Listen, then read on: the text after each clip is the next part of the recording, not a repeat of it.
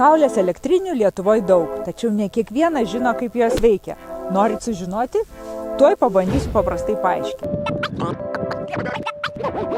Saulei šviečiant va šituos laidelius gaminasi elektros energija, bet mes jo savo buityje dar panaudoti negalim. Energija laidais teka va į šitą aparatą. Jis vadinasi inverteris ir jisai paverčia energiją tinkamą naudoti mums buityje. Atrodo, kaip saulės spinduliai džiovina mano plaukus. Tobulai, saulės skonis. Kai saulė pagamina elektros energijos daugiau, negu mes galim suvartoti, inverteris ją siunčia į elektros tinklus.